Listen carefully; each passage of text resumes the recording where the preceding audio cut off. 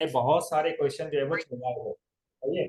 देखो मैं तुम्हें एक बात बताऊं, अब जो क्वेश्चन इस तरह के आ रहे हैं वो क्या है, angle of elevation and angle of depression plus 3D। Three D का मतलब क्या है, 3 डायमेंशन। ठीक है, 3 डायमेंशन के साथ भी जो है वो एंगल ऑफ एलिवेशन और एंगल ऑफ डिप्रेशन आएगा। ये जो 7th एडिशन आए ना, इस 7th एडिशन में इस टाइप के क्वेश्चन उन्होंने खुद बना कर दिए हैं। ठीक है, पहले 6th एडिशन और 5th एडिशन में ये सब चीजें नहीं थी। 3 डायमेंशन जरूर था, लेकिन उसके साथ एंगल ऑफ एलिवेशन डिप्रेशन किस तरह के क्वेश्चन, लेकिन वो पास पेपर में आते थे। ठीक है, अब देखो मैंने बिल्कुल ही सेपरेट कर दिया angle of elevation and angle of depression को। इसके क्वेश्चंस भी जो है वो ये सारे मैंने लिए हुए हैं, ये रहे। ठीक है, कितने सारे ही क्वेश्चंस जो है ना वो मैंने लिए ताकि जो है आप लोगों को मैं प्रैक्टिस करवा सकूं, फिर इसके बाद आराम से जो है वो पास पेपर के क्वेश्चन हो जाएंगे। ठीक है, देखो सबसे पहली जो चीज है बेटा वो क्या है, angle of elevation. What is the meaning of angle of elevation? मैंने आपको शायद थोड़ा सा एक रिव्यू दिया भी था एंगल ऑफ एलिवेशन का। एंगल ऑफ एलिवेशन क्या है कि अगर फॉर एग्जांपल मैंने ये कहा कि एक दरख्त बना दिया, सही है, राइट, इस दरख्त पे मैंने एक आम बनाया हुआ, ठीक है, और आप ये ग्राउंड आपका हो गया, ठीक है, यहां से आपको एक आम जो है वो नजर आता है, ठीक है, राइट, तो आपकी आई से, सही है, उस आम तक का जो एंगल बन रहा है, ठीक है, वो एंगल क्या कहलाएगा, एंगल ऑफ एलिवेशन। अब आप कहेंगे कि सर इसमें देखिए कहीं पर भी राइट एंगल ट्राइंगल नहीं बन रहा, लेकिन देखो यहां इस पॉइंट के ऊपर, ये पॉइंट है, सही है, जिस पॉइंट के ऊपर हमें ये एंगल देखना है, ये आपकी आई है, सही है। आप इधर गौर करें कि यहां से लेकर यहां तक का ये एक स्ट्रेट लाइन हो गई, ठीक है, एक स्ट्रेट लाइन आपकी जो है वो ये हो गई, ठीक है, ये आपकी बेसिकली आपकी हाइट नहीं है, बल्कि ये आपकी क्या है, यहाँ पे हाइट का कॉन्सेप्ट नहीं आ रहा, सही है, हाइट का कॉन्सेप्ट अलग है, ठीक है, और ये आपकी आई से यहां तक का जो ये बन रहा है, ये क्या बन गया, राइट एंगल ट्राइंगल। ठीक है, तो ये चीज याद रखना कि बेटा ये, अच्छा अब एंगल कौन सा है, वो एंगल ये है। अब बात समझ में आई या नहीं आई, इज इट क्लियर? ठीक है, तो कभी कभार बहुत सारी चीजें हैं, आपका डेली लाइफ में अगर मैं आपको बताऊं कि आप जो अभी देख रहे हैं वो भी एंगल ऑफ एलिवेशन है या नहीं है? ठीक है, मैंने हाइट के ऊपर जो है वो लिखा हुआ है, जैसे फॉर एग्जांपल ये नंबर नजर आ रहा है, या स्टॉप आपके पास क्या लिखा हुआ है, ये स्टॉप शेयर, ठीक है, तो आपकी आई से स्टॉप शेयर को देखने का जो एंगल बन रहा है ये भी एंगल ऑफ एलिवेशन है या नहीं है? सही है, बहुत सारी चीजें हैं। एसी का जो है वो अगर आप नंबर देखना चाहें किस पे चल रहा है, तो आप इस टाइम पे जो बैठे हुए हैं और यहां से वहां एसी के नंबर तक का जो आपका एंगल जा रहा है वो क्या है, एंगल ऑफ एलिवेशन है। तो डेली लाइफ में आप पता नहीं कितनी जगह पर एंगल ऑफ एलिवेशन और डिप्रेशन यूज करते हैं, लेकिन वो आपको पता नहीं है कि वो क्या चीज है। ठीक है, तो हर जगह पर आपका एंगल ऑफ एलिवेशन और डिप्रेशन जो है वो मौजूद है। इस तरह की और बहुत सारी एग्जांपल्स हैं। डिप्रेशन के एग्जांपल मैं आपको अभी थोड़ी देर में जब मैं ये एक्सप्लेन करूंगा तो मैं बता दूंगा, राइट। तो बेटा एंगल ऑफ एलिवेशन आपको समझ में आया क्या चीज है? This X is known as angle of elevation. Angle of elevation क्या है कि आपकी आई से उस पॉइंट तक का जो एंगल है वो क्या कहलाएगा, एंगल ऑफ एलिवेशन। ये वाला बल्ब नहीं चल रहा, ठीक है, मैं इसको देख रहा हूं, तो मेरी आई से इस बल्ब तक का जो एंगल है वो कितना है, एंगल ऑफ एलिवेशन है। सही है, डेली लाइफ में और बहुत सारी एग्जांपल्स हैं। ठीक है, अब अगर मैं ये चीज चेक कर रहा हूं, मैं ये इसको क्या नाम है, प्रोजेक्टर को मैं देख रहा हूं, तो मेरी आई से इस तक का जो एंगल है वो क्या है, एंगल ऑफ एलिवेशन है। सीध बिल्कुल जा रही है और मैं इसको ऊपर की तरफ कोई बोलना गया, ऊपर देखो कि क्या लिखा हुआ है, तो इस टाइम पर भी जो एंगल ऑफ एलिवेशन बन रहा है वो क्या है, एंगल ऑफ एलिवेशन। ठीक है, तो बेटा एंगल ऑफ एलिवेशन और डिप्रेशन दोनों में क्या चीज बनती है, राइट एंगल ट्राइंगल बनती है। ये चीजें आपने याद रखनी है। ठीक है, एंगल ऑफ एलिवेशन और डिप्रेशन दोनों में क्या है, राइट एंगल ट्राइंगल है। अब आओ एंगल ऑफ डिप्रेशन। भाई देखो एंगल ऑफ डिप्रेशन क्या चीज है मैं आपको बता देता हूं। एंगल ऑफ डिप्रेशन, सही है। अब एंगल ऑफ डिप्रेशन क्या है, ऊपर से किसी चीज को नीचे की तरफ देखना। इसकी कॉमन एग्जांपल क्या है, आप सीट पे बैठे हुए, मैंने आपसे बोला कि यार आप लिखो, ठीक है, जो सामने लिखा हुआ एंगल ऑफ डिप्रेशन इसको अपने रजिस्टर के ऊपर लिखो। आपकी आई बिल्कुल एंगल ऑफ डिप्रेशन के बिल्कुल सीधे देख रही है, इस टाइम एंगल 0 है। लेकिन जब आप किसी चीज के ऊपर अपने रजिस्टर के ऊपर लिखना शुरू करते हैं तो आपकी आई का जो एंगल है वो इस तक जाता है एंगल। सही है, मैं ये लिख रहा हूं एंगल, तो मेरी आई का जो जो एंगल है वो यहां जा रहा है, यानी कि ऊपर से नीचे की तरफ जा रहा है, तो this angle is known as angle of depression. Is it clear? ठीक है, आपका कोई पेन गिर जाता है, किधर गया, मैं नीचे की तरफ देखूं, ठीक है, इस टाइम आपकी आई से उस पेन तक का जो एंगल है वो एंगल क्या कहलाएगा, एंगल ऑफ डिप्रेशन। सही है, बात समझ में आई?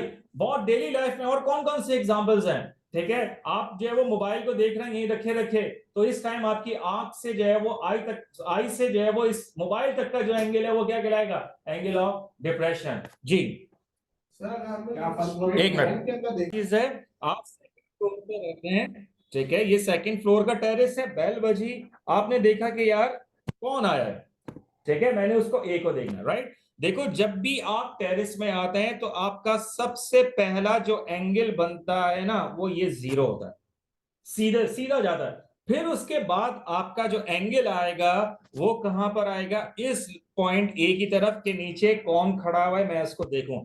तो बेटा ये चीज याद रखो, एंगल ऑफ एलिवेशन ये होगा, ये सॉरी एंगल ऑफ डिप्रेशन क्या होगा, वो ये वाला एंगल होगा, this angle is known as the angle of depression. बात समझ में आई? अभी देखो ये वही चीज है, मैंने आपसे क्या बोला कि आप सेकंड फ्लोर पे खड़े हुए हैं, जैसे ही आप टेरिस में आते हैं तो आपका पहला एंगल क्या होता है, आप इसको देखते हैं, फिर आप ये देखेंगे कि नीचे कौन आया है जिसने बेल बजाई है, तो इस टाइम आपकी आई से जो ये एंगल जा रहा है, this angle is known as angle of depression. ठीक है, अब एक और चीज है, लोग ये बोलते हैं कि ये अब क्या ये ऑल्टरनेट एंगल से ये वाला एक्स और ये वाला एक्स दोनों इक्वल होंगे? बात समझ में आई? तो ये चीज याद रखिएगा, this angle is known as angle of depression, और ये कितना एंगल बना रहा है, 90। सही है, तो कभी अगर फॉर एग्जांपल ये वाला एंगल आए तो फिर आप निकाल सकते हैं इसको, ठीक है ना? बात क्लियर हुई या नहीं हुई?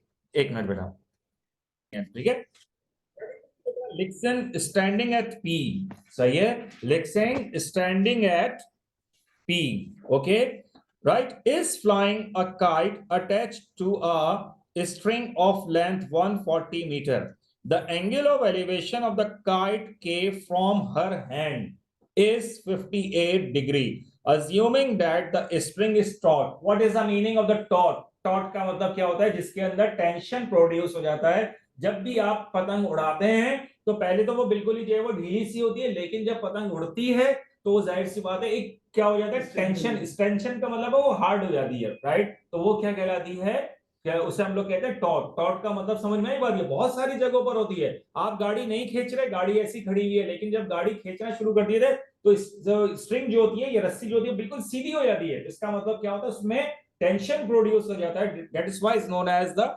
टॉर्क। Is it clear? ठीक है, अच्छा, फाइंड द हाइट। अब देखिए यहां पर क्वेश्चन क्या लिखा है, assuming that the string is torque, find the height of the kite above her hand. Is it clear? आपको कौन सी चीज फाइंड आउट करनी है, ये वाली चीज फाइंड आउट करनी है। एंगल ऑफ एलिवेशन कितना गिवन है बेटा, एंगल ऑफ एलिवेशन गिवन है 58। ठीक है, सबसे पहली चीज ट्रिग्नोमेट्रिकल रेशियोज है, side opposite to 90 degree is known as hypotenuse, side opposite to given angle is known as perpendicular, and what is this, it is known as base. बेटा known और unknown, known और unknown के दरमियान में ratio क्या है, पर sign, क्यों, परपेंडिकुलर और हाइपोटेन्यूज। ठीक है बेटा, तो यहां पर क्या आ जाएगा, sign 58, sin 58 is equal to perpendicular upon hypotenuse। बेटा what is the perpendicular, perpendicular को आप x का नाम दे दें, इट इज x, और अगर देखें अगर ये हाइट है ना तो मैं इसको h का नाम दे देता हूं, ज्यादा अच्छा वही रहता है, h। And what is hypotenuse, hypotenuse is given 140। is it clear बेटा? now what will you do, sin 58 is equal to h upon 140, cross multiply, जब मैं क्रॉस मल्टीप्लाई करूंगा तो 1 is here, so h is equal to 140 into sine 58। जी बेटा 118.72 centimetre. Any question बेटा, यहां तक के कोई मसला है आप लोगों को तो बता दें, क्लियर है या नहीं? जी बेटा, डन है, सही है, एनी क्वेश्चन बेटा? तो इन चीजों पे गौर कीजिएगा, मैंने देखो बेटा क्वेश्चन नंबर 2 ये लिखा हुआ है कि two buildings on level ground are 120 metre and 85 metre tall respectively. सही है, देखो इधर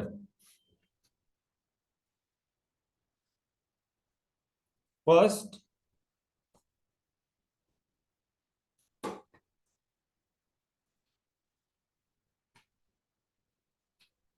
सही है,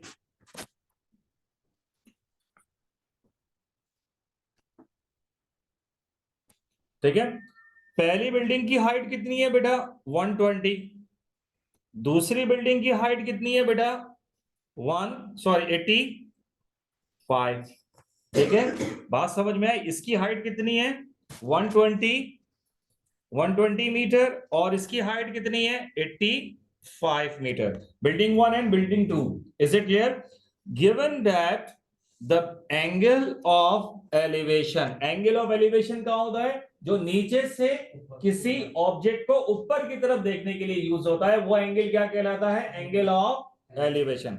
Given that the angle of elevation of the top of the taller building from the top of the shorter building is 33.9। सही है, बात समझ में आई? ठीक है, two buildings are on level ground are 120 metre and 85 metre tall respectively. Given that the angle of elevation of the top of the taller building from the top of the shorter building.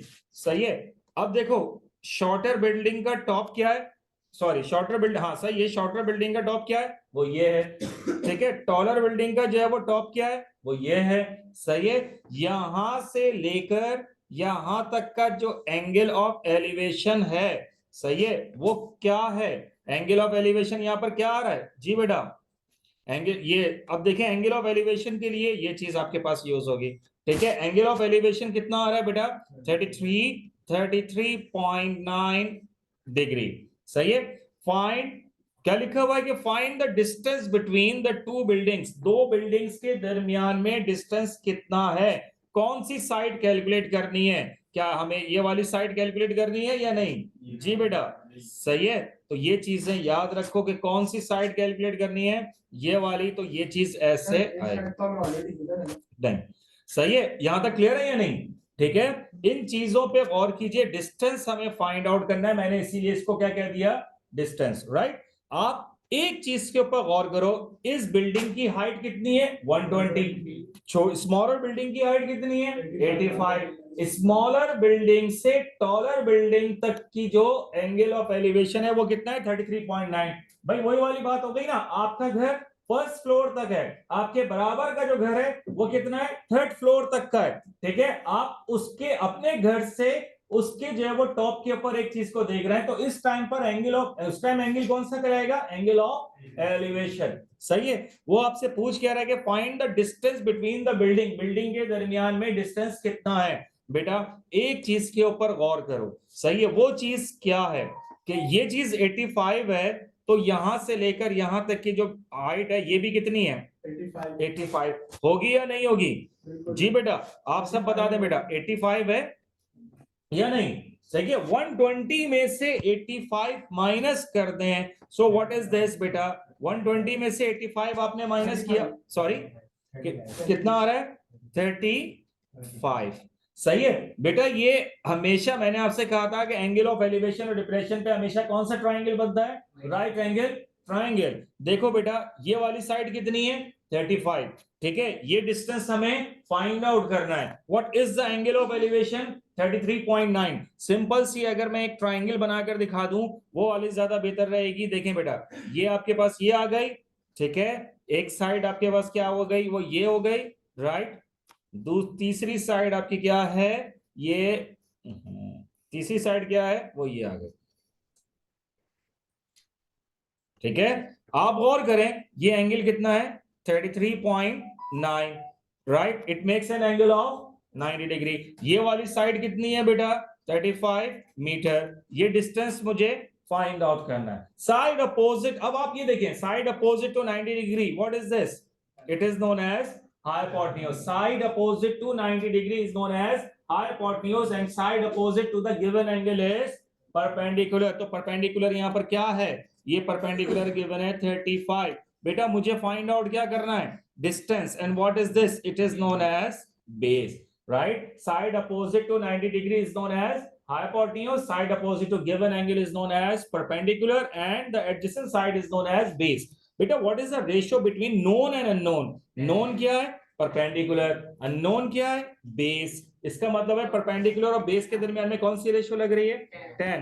तो 10 and what is the angle बेटा, 33.9 is equal to perpendicular upon base. What is perpendicular बेटा, perpendicular is given 35 and what is this, it will be equal to D, right?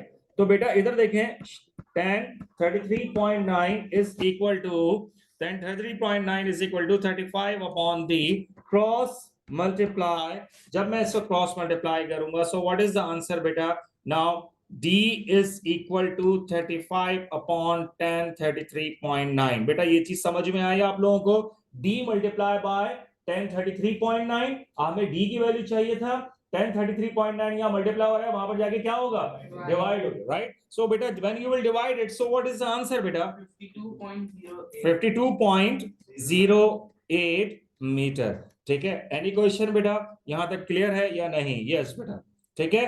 तो ये चीज, certain time in a day a church square PQ, church square PQ का मतलब कहाँ है, ये देखें, ये रहा, मैं आपको ये दिखा, ये ठीक है, रेड लाइन से ना, ये चर्च स्पायर पी क्यू, सही है, 44 मीटर, यानी कि इस स्पायर की जो लेंथ है, या पोल कह लें, पोल की जो लेंथ है वो कितनी है, 44 metre high, right. Cast a shadow, जब देखो धूप जब इधर से पड़ती है ना, इस साइड से आपके पास पड़ती है, तो आपका जो शेडो आएगा वो कहां पर आएगा, यानी कि ग्राउंड के ऊपर आएगा, सही है। इसके ग्राउंड का जो आपका जो शेडो आ रहा है वो कितना आ रहा है, 44 मीटर, कितना आ रहा है बेटा, सॉरी 84 मीटर, सही है, यहां तक क्लियर है, एक मिनट, ठीक। उसके बाद इसने क्या पूछा है कि जी, हाँ, फाइंड द एंगल, क्या लिखा हुआ है कि find the angle of elevation of the top of the spire from the point R, सही है, पॉइंट आर से, इस पॉइंट आर से पी तक का जो टॉप है वो हमें चाहिए। जैसे फॉर एग्जांपल, अगर मैं इसको सिंपल से एक एग्जांपल देता हूं, आपने एक पोल लगाया और उसके ऊपर जो है वो लाउड स्पीकर जो है वो लगा दिया, मस्जिदों में अक्सर आपके पास लगा हुआ होता है, आप एक पॉइंट से, ठीक है, खड़े होकर, यानी कि आर से उस लाउड स्पीकर को देखना चाहते हैं, तो आपकी आई से उस लाउड स्पीकर तक का जितना भी एंगल होगा वो क्या कहलाएगा, एंगल ऑफ एलिवेशन। तो यहां पर क्वेश्चन में आपसे यही पूछ रहा है कि find the angle of elevation of the top of the spire from the point R. इसका मतलब है कि मुझे अब ये एंगल फाइंड आउट करना है, ठीक है। और मैंने आपको अभी थोड़ी देर पहले ये बात बताई थी कि एंगल फाइंड आउट करने के लिए अगर हमारे पास दो साइड्स मौजूद हैं और राइट एंगल ट्राइंगल है, ठीक है, ये हमारी राइट एंगल ट्राइंगल है, तो बेटा हम क्या इजीली जो है वो एंगल कैलकुलेट कर सकते हैं, ठीक है। अगर आपको डायग्राम नजर नहीं आ रही है तो मैं डायग्राम को जो है वो दोबारा ऐसे बना सकता हूं, ठीक है, अपने काम के लिए कुछ भी कर लो, कोई इशू नहीं है मेरे भाई, सही है। यहां से यहां तक ये हो गई लाइन, ठीक है, उसके बाद ये आ गए, इज इट क्लियर बेटा, it makes an angle of 90 degree, what is this, it will be equal to 44, what is this, it will be equal to 44 84, and you have to find this angle, side opposite to 90 degree, what, hypotenuse, ये क्या है, hypotenuse, side opposite to given angle, ये वाला angle find out करना है, इसके opposite side क्या कहलाएगा, perpendicular, and adjacent side is known as base। now check what are the two known side, first known side is perpendicular, second known side is base, the ratio between perpendicular and base is 10, सही है ना। तो क्या answer आ जाएगा बेटा, 10 x is equal to perpendicular upon base, so beta 10x is equal to 44 upon 84, right। so what is this, x is equal to tan inverse 44 upon 84, is it clear? now calculate beta, It is 27.64. sorry beta, 27.64. 27.64, 64. ठीक है। So बेटा what is the angle of elevation? Angle of elevation is equal to 27.64 degree. ठीक है। Yes बेटा, आप लोगों में से किसी को कोई प्रॉब्लम है? जी बेटा जल्दी से।